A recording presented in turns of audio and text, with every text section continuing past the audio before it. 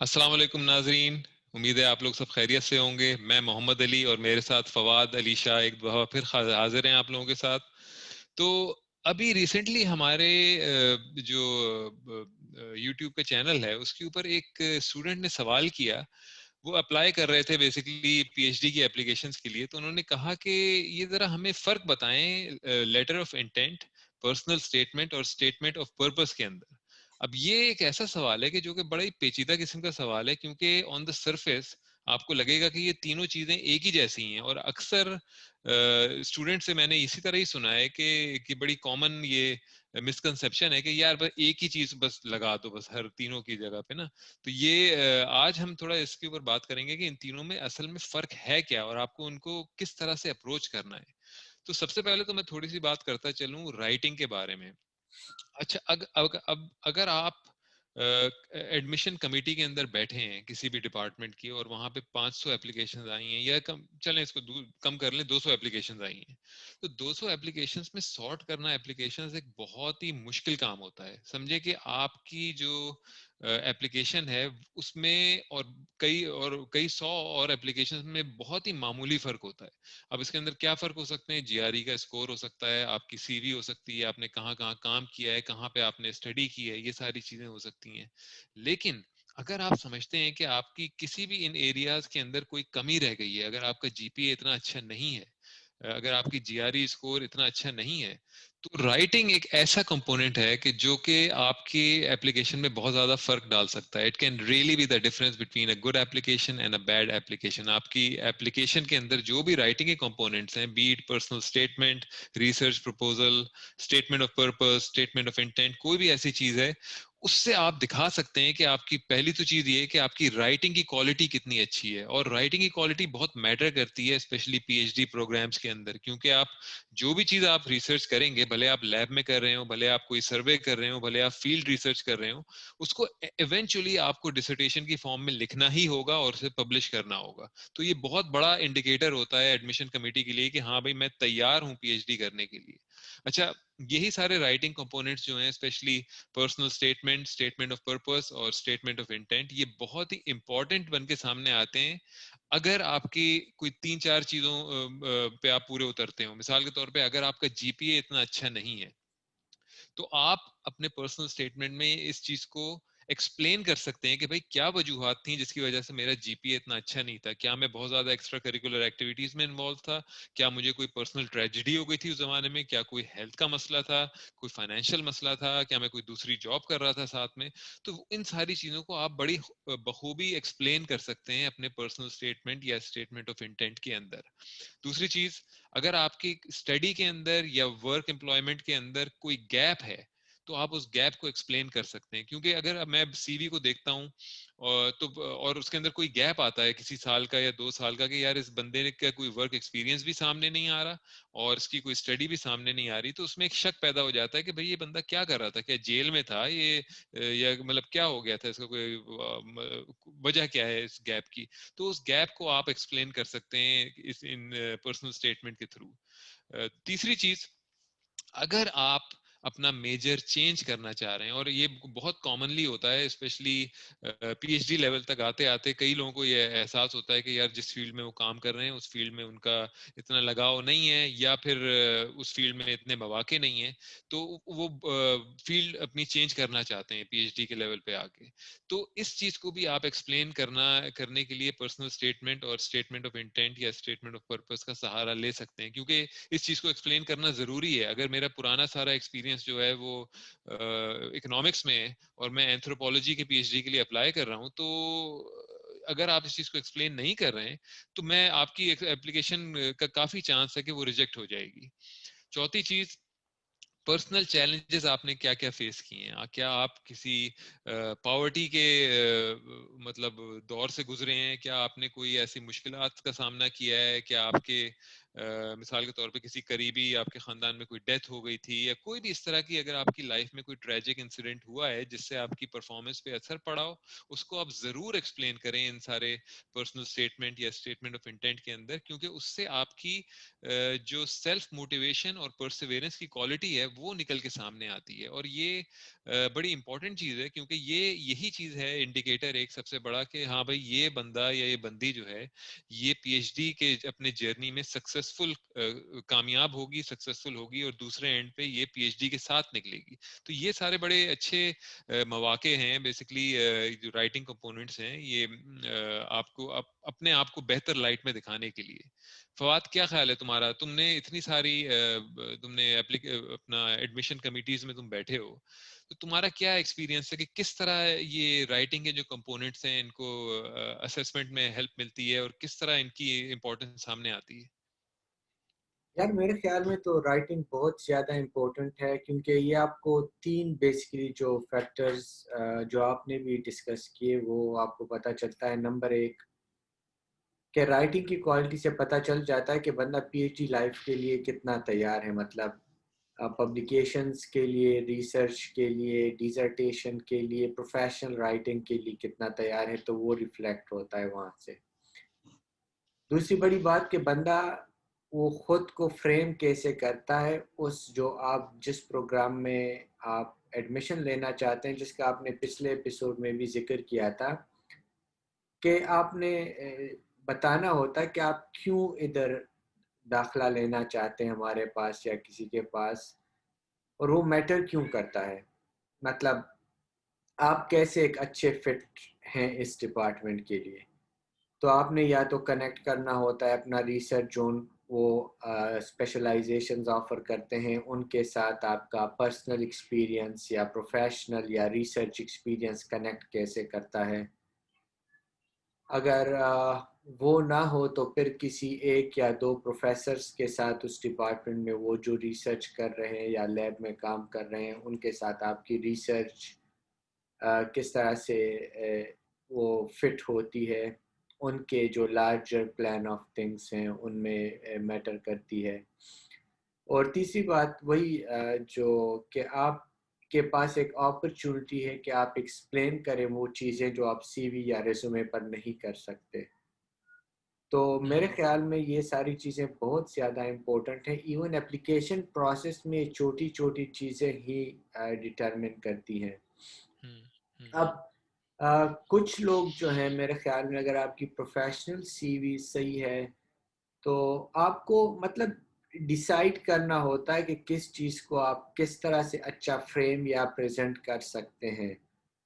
तो बेशक हम पर्सनल लाइफ को भी अगर आप डिस्क्राइब कर सकते हैं तो आप इंडिविजुअल जो आपके साथ हुआ है उस पर ज़्यादा फोकस करें। यानी इम्पोर्टेंट हैं ये चीज़ें सारी, लेकिन डिपेंड करता है कि आप फ्रेम कैसे करते हो, वही पर राइटिंग पर बात चली जाती है। कि आप अगर सही। जेनेरिक सा करते हो तो फिर सब हम्म। एप्लीकेशंस एक ही नज़र आती हैं ना।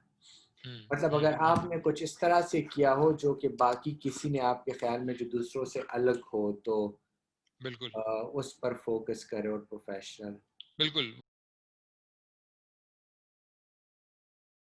वो इसके ऊपर थोड़ा सा हम उसमें भी आएंगे, जो आखिरी हमारा सेक्शन होगा एसेंशियल टिप्स का, कि मतलब किस तरह से इन तीनों के लिए, यानी आपके personal statement, statement of intent और स्टेटमेंट ऑफ पर्पस को, जो राइटिंग क्वालिटी किस तरह की होनी चाहिए, तो उसके ऊपर भी थोड़ा बात करेंगे। लेकिन उससे पहले ये बताना बहुत जरूरी है कि इन तीनों में आखिरकार फर्क है क्या।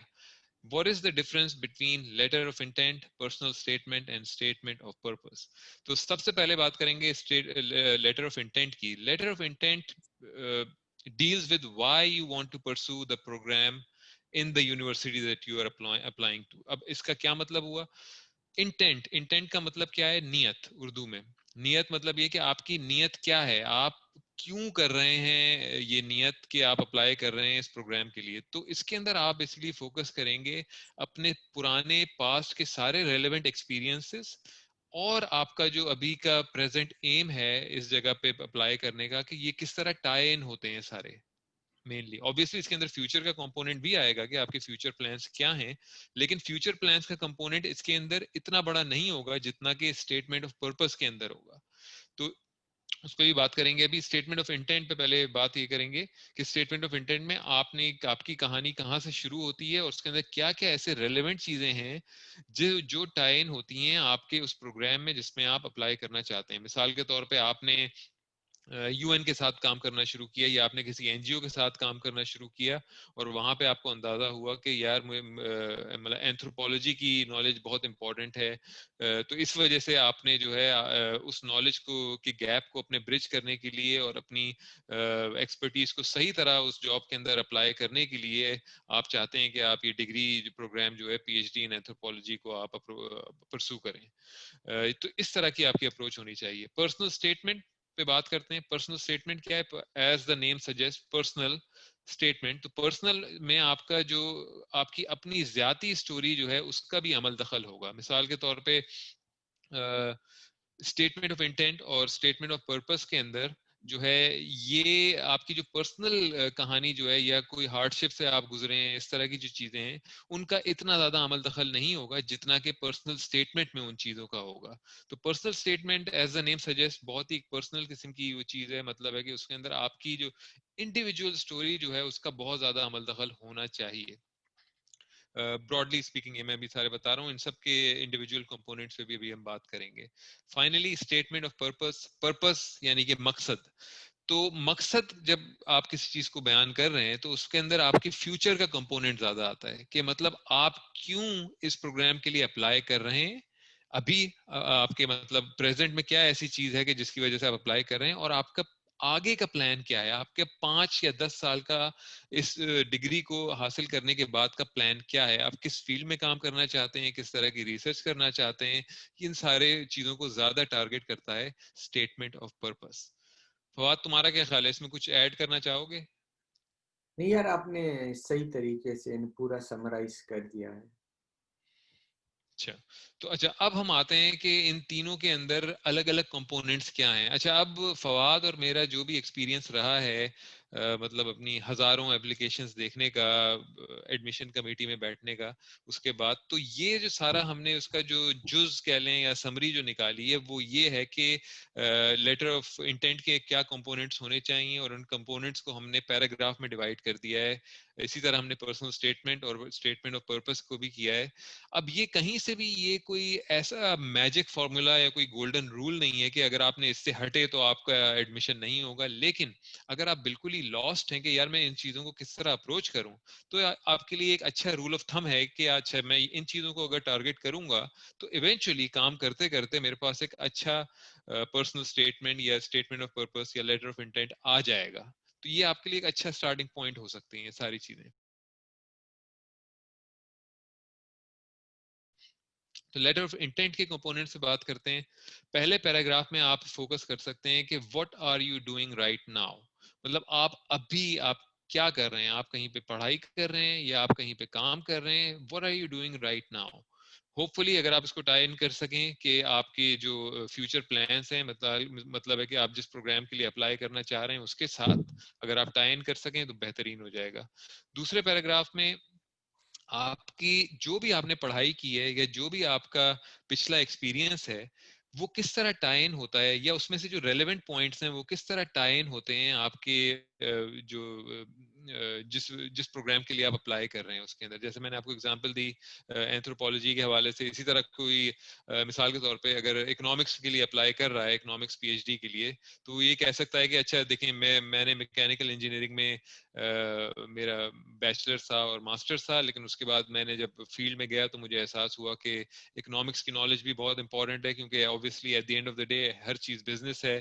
तो उसमें मैंने ये देखा कि मेरे पास एक नॉलेज गैप है और मैं इकोनॉमिक रिसर्च नहीं कर सकता हूँ, तो मैं इकोनॉमिक्स पीएचडी के लिए अप्लाई करना चाह रहा हूँ। एक मैं मिसाल दे रहा हूँ आपको, हाइपोथेटिकल सी एग्जांपल है, ऑब्वियसली इससे बहुत कहीं अच्छे और कॉन्क्रीट रीजंस हो सकते हैं आपके पास पीएचडी परस्यू करने के लिए। तो लेकिन खुलासा ये है कि सेकंड पैराग्राफ में आप जो भी आपका रेलेवेंट पुराना एक्सपीरियंस रहा है या पुरानी स्टडी रही है जो टाई इन होती है आपके इस एप्लीकेशन के साथ या इस प्रोग्राम के साथ जिसमें आप अप्लाई करना चाह रहे हैं, तो उसको आप स्टेट करें। तीसरे पैराग्राफ में आप ये बताएंगे कि what really attracted you to the program. अच्छा, इसके अंदर बहुत इंपॉर्टेंट है कि बहुत सारे लोग वैसे कहते हैं कि जी बहुत अच्छी यूनिवर्सिटी है, I would be honoured to be part of this university. इस तरह के मैंने बहुत सारे जुमले सुने या पढ़े हैं एप्लीकेशंस के अंदर, कि मतलब है या तो ये रीजन दिया जाएगा, यही रीजन दिया जाएगा कि मेरे एक साथी ने भी यहाँ से तालीम हासिल की थी तो इसलिए मैं मतलब यहाँ से करना चाहता हूँ। तो इस तरह के वेग रीजंस आप ना दें। जो भी लोग एडमिशन कमेटी में बैठे होते हैं, मैं आपको बता दूं पर्सनल एक्सपीरियंस से, उन्हें बहुत पसंद होता है अगर आप कॉलेज की स्पेसिफिक डिटेल्स को मेंशन करें लेटर के अंदर। तो उसके अंदर आप क्या डिटेल्स मेंशन कर सकते हैं? मिसाल के तौर पे आप किसी ऐसे प्रोफेसर के साथ रिसर्च करना चाहते हैं या उसे अपना सुपरवाइजर बनाना चाहते हैं, तो उसको आप जरूर मेंशन करें कि हाँ भाई मैं जब पीएचडी करूंगा तो मैं इस बंदे या बंदी के साथ काम करना चाहता हूँ। इन चीजों का बहुत आपको जैसे कहते हैं ना ब्राउनी पॉइंट्स मिलते हैं एडमिशन प्रोसेस के अंदर। और चीजें आप क्या मेंशन कर सकते हैं, कॉलेज के बहुत सारे ऐसे रिसर्च सेंटर्स होते हैं या रिसोर्सेज होते हैं जिनको अगर आप मेंशन करें तो जो एडमिशन कमेटी में लोग बैठे होते हैं उनको पहला तो ये सिग्नल जाता है कि यार ये बंदा सही इंटरेस्टेड है हमारे पास आने के लिए। दूसरा उन्हें ये सिग्नल जाता है कि ये बंदा प्रिपेयर्ड है, मतलब प्रिपेयर्ड से मतलब ये कि ये बंदा तैयार है, तैयारी करके रखता है ये। और इसी तैयारी की जो क्वालिटी है ये बेसिकली बहुत बड़ा इंडिकेटर है कि आप पीएचडी में सक्सेसफुली दूसरे एंड पे आएंगे सही सलामत होपफुली। तो ये हो गया तीसरा पैराग्राफ। चौथे पैराग्राफ में आप अपने गोल्स बताएं जो कि 5 साल आगे के हों। मतलब अभी का गोल नहीं, अभी तो आपका गोल है कि मैंने ये इस डिग्री प्रोग्राम में एडमिशन लेना है और उसमें अच्छी मेहनत करनी है और उसमें पढ़ाई करनी है, रिसर्च करनी है, वरेवर वरेवर। उसके बाद 5 साल बाद आपका क्या गोल है, आप किस तरह के काम से मुंसलिक होना चाहते हैं, आप किस ऑर्गेनाइजेशन में काम करना चाहते हैं, आपकी रिसर्च किस मौजू पे होनी चाहिए, आप इस पैराग्राफ में इन चीजों को टारगेट करें। अच्छा, इससे एक तो आपको खुद जो है बहुत अच्छा मौका मिलेगा कि आप इस चीज पे सोचने में मजबूर होंगे कि आप पीएचडी करना क्यों चाहते हैं। क्योंकि बहुत सारे लोग जो हैं वो बस पीएचडी उनका ये बन जाता है कि अच्छा जी बैचलर्स किया है, अब मास्टर्स किया है, अब क्या करें, चलो पीएचडी कर लेते हैं। तो ये इस चौथे पैराग्राफ को लिखने में कि मेरे गोल्स हैं क्या 5 साल बाद, इससे आपका माइंड बहुत क्लियर हो जाता है कि मैंने करना क्या है और क्या पीएचडी ही इसके लिए सही रास्ता है। अच्छा, अब इसके बाद जो तो जी अब आते हैं पांचवे और आखिरी पैराग्राफ के अंदर। इसके अंदर आप उन फैक्टर्स का जिक्र करेंगे कि जो आपके 5 साल आगे के गोल्स से टाई इन होते हैं, कि किस तरह आप जिस प्रोग्राम के लिए अप्लाई करना चाहते हैं वो ब्रिज बनेगा आपके अभी के इंसान से, और जो 5 साल बाद आपके गोल्स हैं उनसे किस तरह कनेक्ट करेगा ये प्रोग्राम। मिसाल के तौर पे अगर आप एकेडमिया में जो है जॉब करना चाहते हैं और अपने मेजर को परसू करना चाहते हैं एकेडमिया के अंदर और उसको आप पढ़ाना चाहते हैं और रिसर्च करना चाहते हैं, तो आप इसको क्लियरली बता सकते हैं कि भाई PhD is the bridge from where I am to where I want to go. तो इस तरह आपके ये 5 कंपोनेंट्स हो गए या 5 पैराग्राफ हो गए लेटर ऑफ इंटेंट के। अब आते हैं हम पर्सनल स्टेटमेंट की तरफ कि पर्सनल स्टेटमेंट के क्या कंपोनेंट्स हैं। तो पहला पैराग्राफ में आप बताएंगे कि why do you want to study the course and how will it benefit you. अच्छा, अब इसके अंदर जो है मतलब बहुत सारी इसके अंदर पर्सनल रीजंस भी आ सकते हैं क्योंकि ऑब्वियसली ये पर्सनल स्टेटमेंट है। लेकिन मैं ये कहूंगा कि पर्सनल चीजों को जो है आप अगर वो वैल्यू ऐड कर रहा है पर्सनल स्टेटमेंट के अंदर तो आप उसे जरूर शामिल करें, वरना आप जो है वो रीजंस दें जो कि ऑब्जेक्टिव रीजंस हो। वो बहुत इंपॉर्टेंट चीज है ये। अच्छा, दूसरे पैराग्राफ में आप क्या मेंशन करेंगे, आप मेंशन करेंगे कि how does the course fit your skill set. इसके अंदर आप क्या क्या चीजें बता सकते हैं, आप बेसिकली बता सकते हैं कि क्या आपके माजी में स्टडी या वर्क एक्सपीरियंस रहा है जो कि आपको मदद देगा आपके इस कोर्स में जो कि आप परसू करना चाहते हैं। अगर आपके पास कोई भी ऐसे प्रोजेक्ट्स हो जिसपे आपने काम किया हो जो टाई इन होते हो उस प्रोग्राम ऑफ स्टडी के साथ जिसमें आप दाखिल होना चाहते हैं, उनको जरूर मेंशन करें। कोई भी आपने रिसर्च की हो उस मेजर से रिलेटेड, उसे आप जरूर मेंशन करें। कोई आपने थीसिस लिखा हो, कोई पब्लिकेशन की हो, जरूर जरूर मेंशन करें। क्योंकि एक बात मैं आपको बता दूं कि एकेडमिया के अंदर या पीएचडी के अंदर करेंसी आपकी जो है वो है पब्लिकेशंस। अगर आपके पास कोई भी पब्लिकेशन है, भले किसी अच्छे जर्नल की ना भी हो, आप उसको बहुत ज्यादा हाईलाइट करें क्योंकि वही चीज आपको एक दिखाती है कि हाँ इस बंदे के अंदर या बंदी के अंदर पब्लिकेशन करने का पोटेंशियल है। और वही चीज आपकी बेसिकली एंड गेम है डिसर्टेशन के हवाले से जो है पीएचडी में। तीसरे पैराग्राफ के अंदर how do you stand out from the crowd.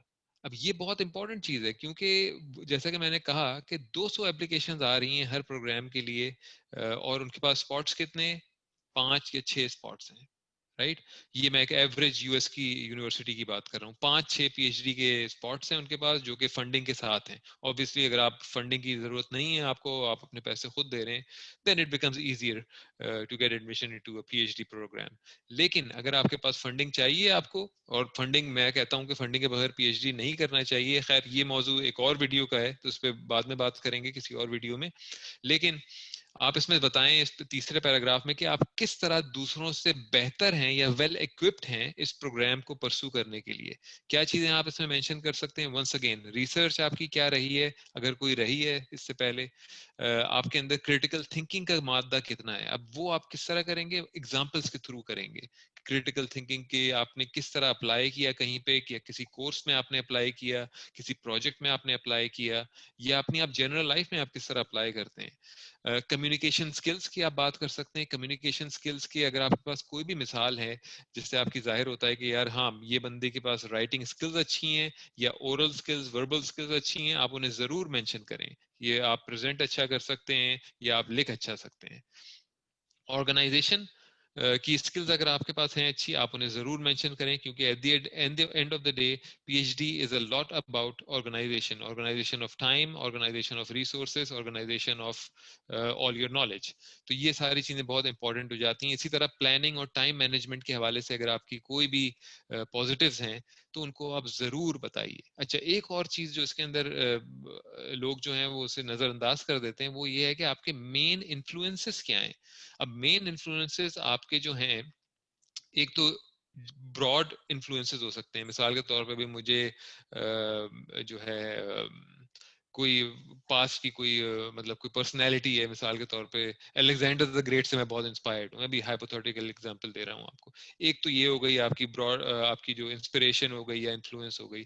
फिर बाकी जो इन्फ्लुएंस और इंस्पिरेशन जो है वो अगर आपकी फील्ड जिसके अंदर आप अप्लाई करना चाह रहे हैं, जिस प्रोग्राम के लिए आप अप्लाई कर रहे हैं, उनके अंदर जो बड़े जो लोग हैं या जो बड़े थिंकर्स जो हैं, आप उनकी अगर इन्फ्लुएंसेस की बात करें तो लोग बहुत ज्यादा, जो लोग एडमिशन कमेटी में बैठे होते हैं वो इस चीज से मुतासर होते हैं कि हाँ भाई, इस बंदे को ब्रॉडर फील्ड के बारे में नॉलेज है और इस फील्ड की को वो जानता है अंदर बाहर से कि इसमें कौन जायंट्स गुजरे हैं बेसिकली। अच्छा, चौथे पैराग्राफ में पर्सनल स्टेटमेंट के आप बताएंगे कि आपके एस्पिरेशंस क्या हैं फ्यूचर के लिए, आप फ्यूचर में क्या करना चाहते हैं। अच्छा, इसके अंदर पर्सनल स्टेटमेंट में आपको जो है वंस अगेन वही आपके जो अगले 5 साल के जो प्लान है आप एक तरह से वो बताएंगे, एस्पिरेशन आपकी क्या है। फिफ्थ पैराग्राफ में आप बताएंगे कि आप किस तरह से कंट्रीब्यूट कर सकते हैं डिपार्टमेंट में, यूनिवर्सिटी में, या ओवरऑल सोसाइटी में। ये चीज बहुत इंपॉर्टेंट है, और वंस अगेन ये काइंड ऑफ टाई इन होती है उस चीज से कि आप किस तरह, how do you stand out, उससे ही थोड़ी बहुत टाई इन होती है। इसके अंदर क्या चीजें आ सकती हैं कि आपने कोई इससे पहले कोई पेपर्स लिखे हैं, या उन्हें आपने प्रेजेंट किया है किसी कॉन्फ्रेंसेस में, आपने कोई स्कॉलरशिप्स ली हैं। ये सारी चीजें बहुत ज्यादा काउंट कर सकती हैं। स्पेशली पब्लिकेशन वंस अगेन बहुत ज्यादा काउंट इसलिए करेगी क्योंकि डिपार्टमेंट में जिसमें जो आपको एडमिशन दे रहा है वो यकीनन ये चाहेगा कि वहाँ के आप एक दो प्रोफेसर के साथ अगर पीएचडी के दौरान पब्लिश करते हैं तो डिपार्टमेंट का नाम ही उसमें ऊपर जाता है। तो ये चीज बहुत एक प्लस सामने आएगी आपके आपके एप्लीकेशन के लिए अगर आप ये चीज कोई मेंशन करते हैं। दूसरी चीज ये कि क्या आप कोई फंडिंग ले सकते हैं। मतलब आप अगर ये चीज मेंशन करें कि मतलब मैं जो हूँ इन इन फेलोशिप्स के लिए अप्लाई करना चाहता हूँ while I am in the PhD program, तो ये एक बहुत प्लस पॉइंट बन के आपके सामने आ सकता है कि हाँ भाई, ये बंदा जो है ये अभी से सोच रहा है कि ये डिपार्टमेंट की फंडिंग पे रिलाई नहीं करेगा फॉर ऑल द 5 और 6 years ऑफ द स्टडी, और ये बंदा डाइवर्सिफाई करेगा फंडिंग में, जिससे डिपार्टमेंट के पास और रिसोर्सेज आएंगे कि वो एक या दो और स्टूडेंट्स को फाइनेंस कर सकता है अपने उनके पीएचडी जर्नीज के अंदर। तो ये हो गई आपके पर्सनल स्टेटमेंट के 5 पैराग्राफ्स या 5 कंपोनेंट्स।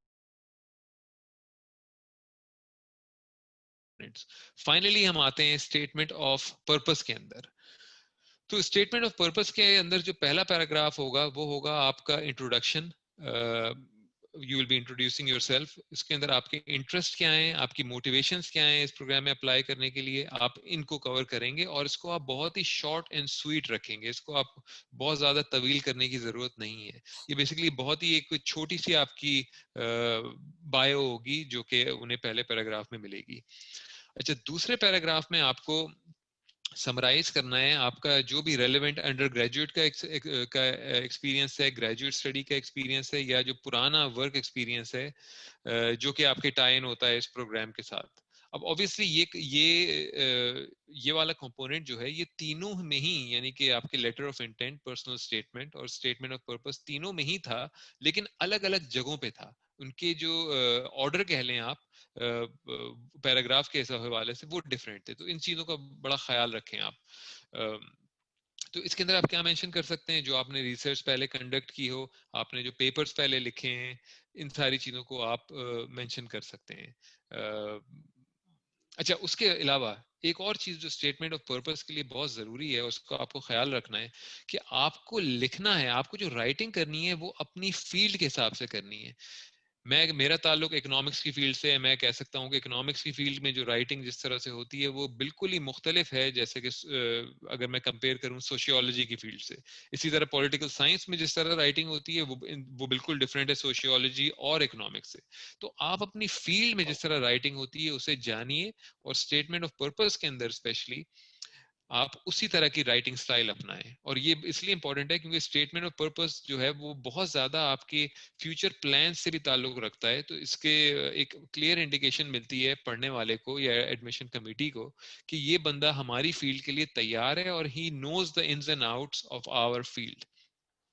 तीसरे पैराग्राफ के अंदर आप मेंशन करेंगे कि आपकी रेलेवेंट करंट एक्टिविटीज क्या हैं। मिसाल के तौर पे आप अभी किस चीज से ऐसे मुंसलिक हैं, किसी काम से या स्टडी से, या कोई आपकी प्रोजेक्ट्स हैं इस तरह के जो आपको हेल्प कर रहा है इस प्रोग्राम में अप्लाई करने के लिए या इस प्रोग्राम को सेलेक्ट करने के लिए out of the thousands of program that you could have chosen.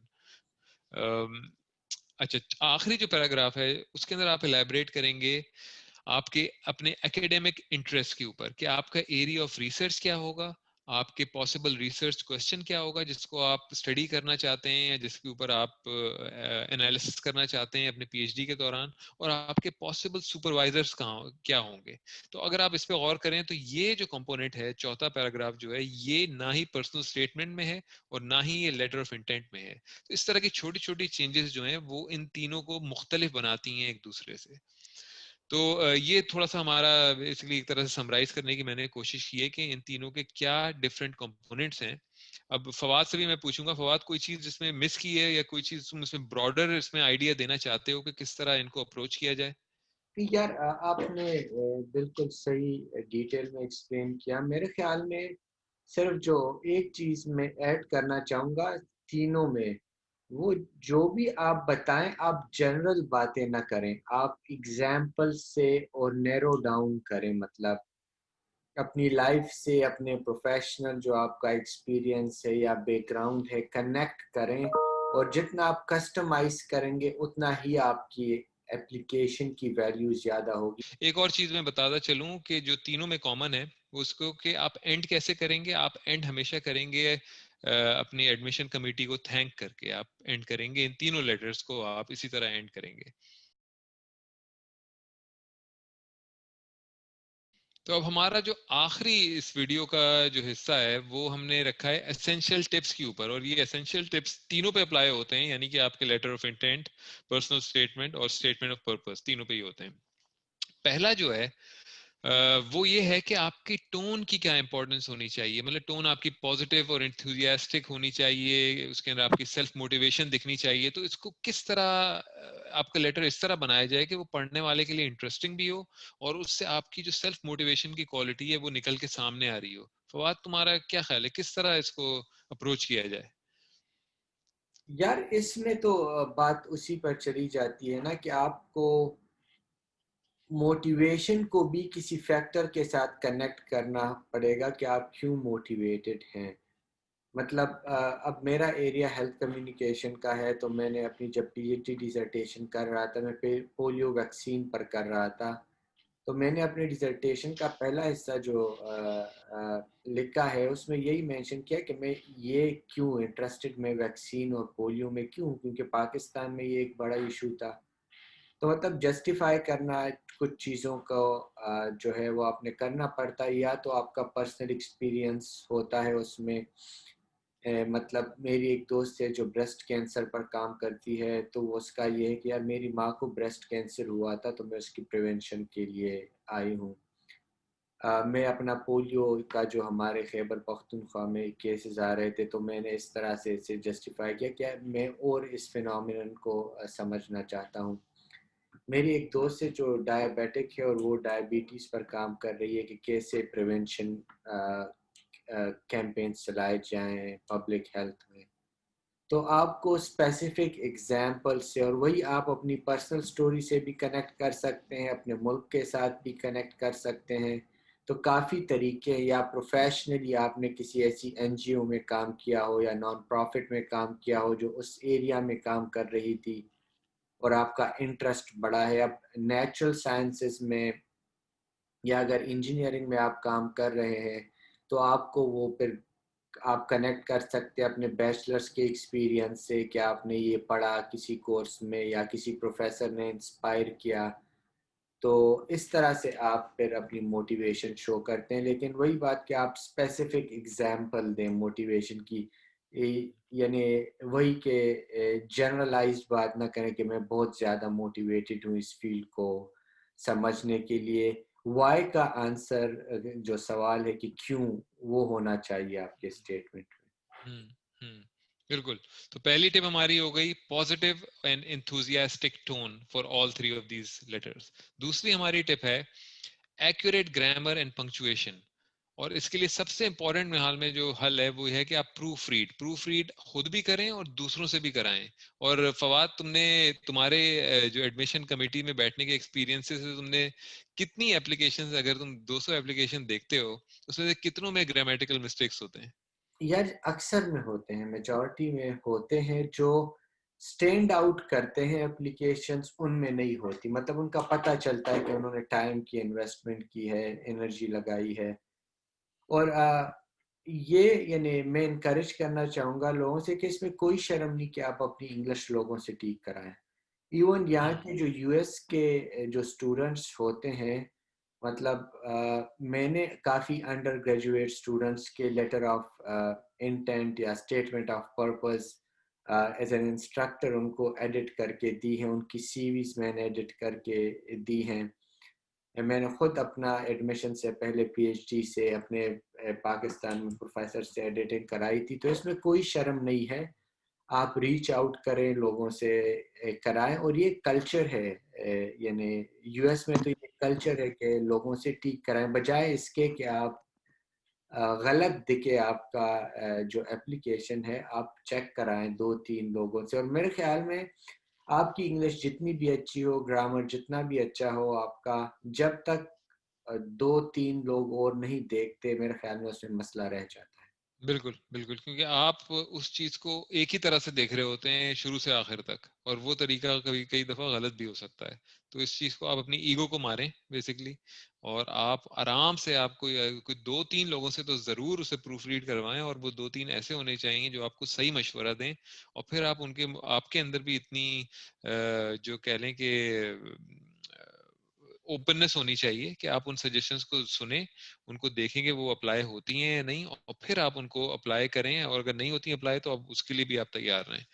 तो तीसरी हमारी टिप है short sentences and the use of active voice.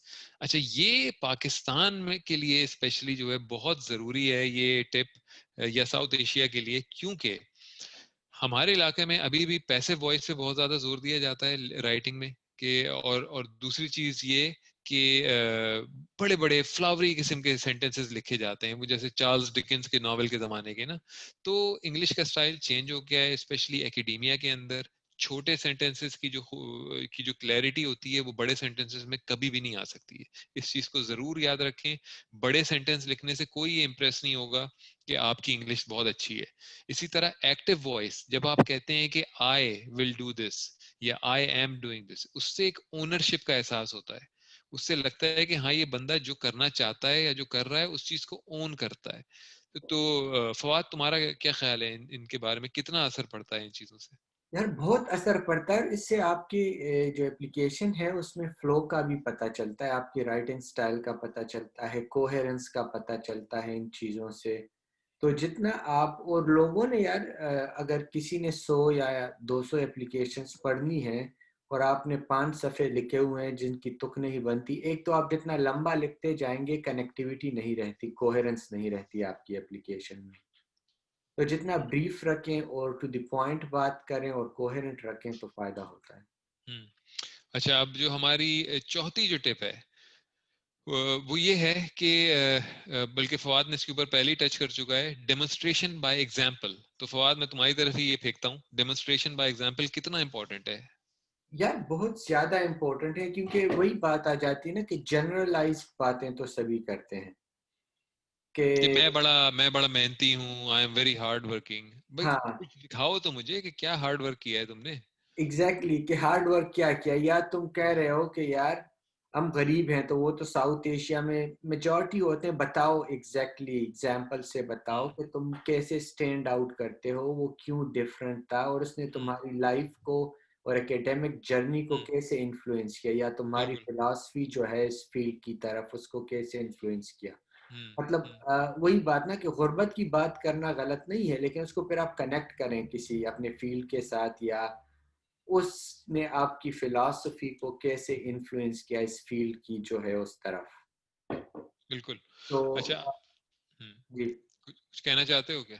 नहीं मैं यही बस समराइज करना चाहता था कि एग्जाम्पल प्रोवाइड करें, जनरलाइज सी बातें ना करें कि मैं बहुत पढ़ाकू बच्चा हूँ, मेहनत करता हूँ दिन रात। कहाँ हाँ। की है और दिख कहाँ रहा है, मतलब सीवी पर कहाँ है वो। अच्छा जी, तो अब पांचवी जो हमारी टिप है, जो एसेंशियल टिप्स में, वो ये है कि अगर आपकी रिकॉर्ड में कोई भी खराबी है तो वो आप उसे एक्सप्लेन करें। मतलब अगर आपके ग्रेड्स किसी भी लेवल पे अच्छे नहीं थे, कॉलेज में, मैट्रिक में, इंटर में या यूनिवर्सिटी लेवल पे, तो आप उसे जरूर एक्सप्लेन करें और उसे किसी ना किसी अपने पर्सनल स्टोरी के साथ टाई इन करें कि भाई इस वजह से मेरे ग्रेड अच्छे नहीं आए थे, ये मुश्किलात मुझे पेश आ रही थी उस वक्त, ताकि उससे आपकी परसिवेरेंस निकल कर सामने आए। क्या कहते हो फवाद? एग्जैक्टली और मैंने काफी दोस्तों से ऐसी एग्जांपल्स सुनी हैं जिसमें स्टूडेंट्स को इसलिए एडवांटेज दिया गया कि उसने अपने लेटर में एक्सप्लेन किया कि मेरे एकेडमिक रिकॉर्ड इस साल में अच्छा नहीं रहा या इस प्रोग्राम में इस डिग्री में अच्छा नहीं रहा, क्योंकि मैं इस फेज से गुजर रहा था या रही थी और वो मैंने ओवरकम कर लिया है। हम्म। हम्म। बिल्कुल।